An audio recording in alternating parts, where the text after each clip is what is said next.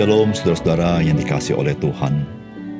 Sebagai orang percaya, Alkitab menasihatkan kita agar kita bertumbuh di dalam kasih karunia dan pengenalan akan Yesus Kristus. Saudara, hal ini terjadi bukan satu kali, dua kali, tetapi kita harus terus seumur hidup kita. Karena kasih karunia dan Yesus Kristus adalah hal yang luar biasa, yang melampaui akal budi kita. Oleh karena itu, saudara, jangan berhenti bertumbuh di dalam kasih karunia dan di dalam pengenalan akan Tuhan kita Yesus Kristus. Salam jumpa dalam program Tuhan adalah Gembalaku. Saudara, anugerah Allah yang kita terima di dalam Kristus itu begitu indah. Namun pernahkah kita merenungkan bagaimanakah sebenarnya anugerah Allah itu dapat terrealisasi di dalam kehidupan kita? Saudara, ketika kita bicara tentang anugerah Allah, maka kita langsung pasti mengingat bahwa anugerah Allah itu ada kaitan dan sangat erat kaitannya dengan betapa besar kasih Allah akan kita.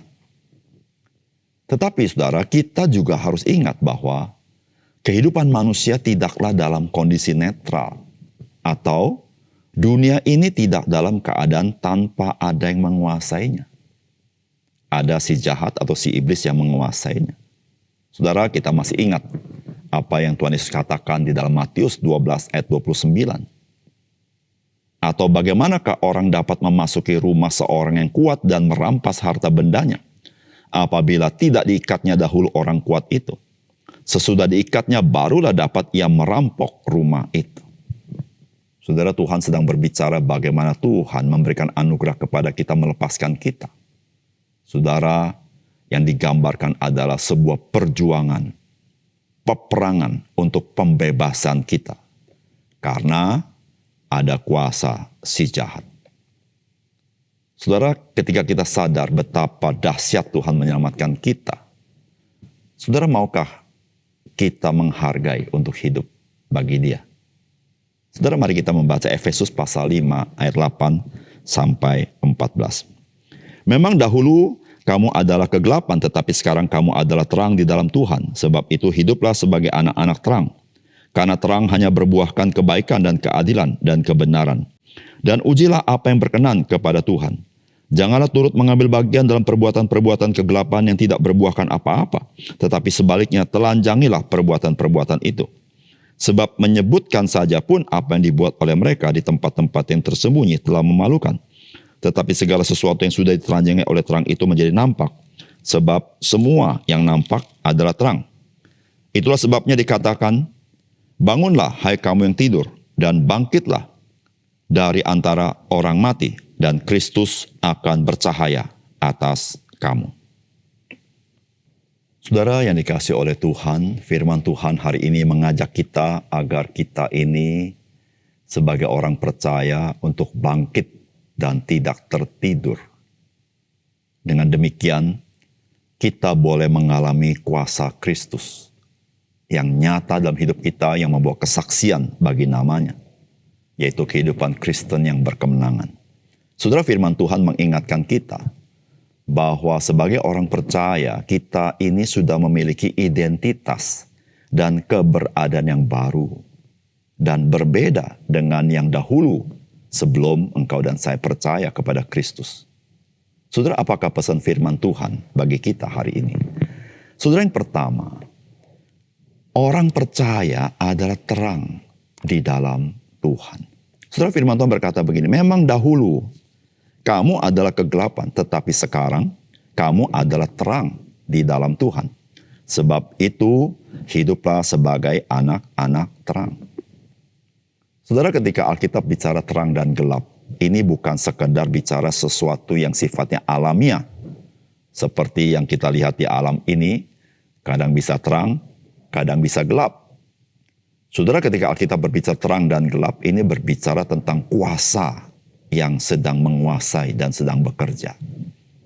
Saudara, ketika Alkitab berbicara kegelapan, ini berbicara kuasa gelap yang sedang menguasai dan sedang bekerja. Ketika bicara terang, berbicara Tuhan dan kuasanya yang bekerja. Saudara, dunia ini mengenal terus-menerus yang disebut dengan peperangan yang tidak habis-habisnya antara terang dan gelap. Dan itulah pergumulan manusia pada umumnya. Namun Alkitab mengatakan kepada kita, Yohanes pasal 1 ayat 4-5, dalam Dia ada hidup, dan hidup itu adalah terang manusia. Terang itu bercahaya dalam kegelapan, dan kegelapan itu tidak menguasainya.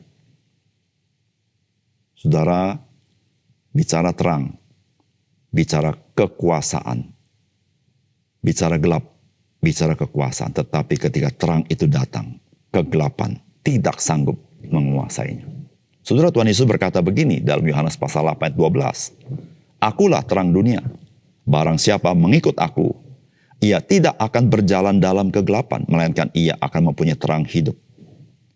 Saudara, ini luar biasa bukan? Saudara, orang yang mengikut Yesus, maka dia dilepaskan daripada kuasa kegelapan itu. Dan dia memiliki terang hidup itu, saudara. Di situ Tuhan berkata, bagi engkau dan saya yang percaya kepada Tuhan, kamulah terang dunia ini.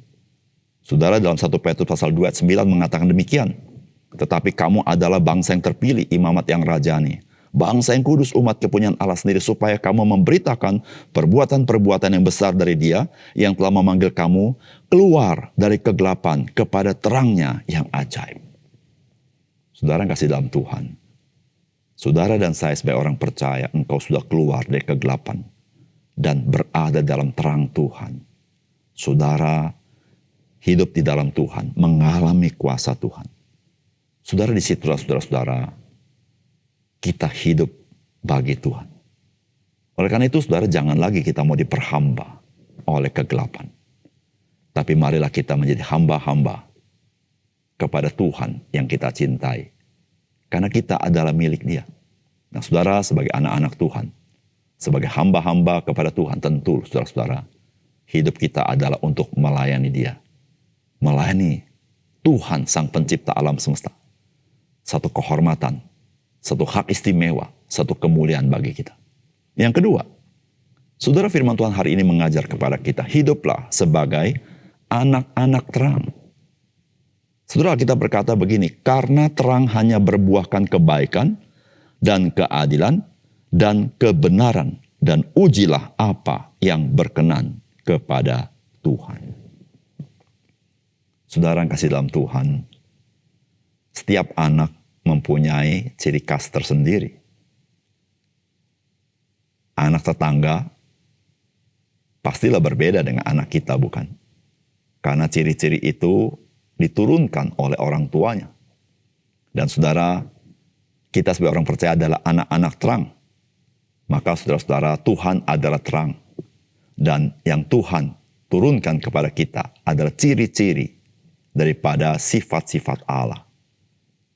Di mana Tuhan adalah terang, maka kita adalah anak-anak terang. Dan saudara, Alkitab memberitahukan, marilah kita hidup sebagai anak-anak terang. Saudara, ciri-ciri daripada anak-anak terang yang nyata dari kehidupan sehari-hari itu adalah adanya kebaikan. Saudara, apakah saudara penuh dengan kebaikan? Dan apakah orang merasakan kebaikan itu dalam hidup saudara? Ciri-ciri daripada anak-anak terang, saudara, itu berbuahkan keadilan. Saudara, apakah hidup kita menyatakan keadilan? Ataukah orang melihat kita tidak fair sama orang lain? Saudara, keadilan itulah ciri daripada Tuhan kita. Dia adalah Allah yang adil. Saudara, anak-anak terang berbuahkan kebenaran. Saudara, apakah kita memiliki ciri-ciri kebenaran itu? Memiliki perkataan yang benar, hidup dalam kebenaran, mencintai kebenaran. Saudara, Roh Kudus adalah roh kebenaran. Yesus Kristus adalah kebenaran. Allah itu Allah yang benar. Firman itu adalah firman kebenaran. Saudara, kita sebagai anak-anak Tuhan harus memiliki ciri khas, yaitu kita hidup di dalam kebenaran itu. Saudara, mari saudara, kita yang sudah dibenarkan oleh Tuhan, diangkat menjadi anak-anak terang. Saudara, mari kita hidup di dalam terang itu. Mari kita berdoa. Bapa surga, terima kasih untuk kebenaran firman-Mu. Biarlah sekali lagi firman-Mu menyentuh hati kami. Membuat kami introspeksi diri. Supaya kami boleh menghidupi identitas dan keberadaan kami. Sehingga kami boleh menyatakan penghargaan kami kepada apa yang Kau perbuat dalam hidup kami. Untuk kemuliaan bagi nama Tuhan. Dalam nama Tuhan Yesus kami berdoa. Amin.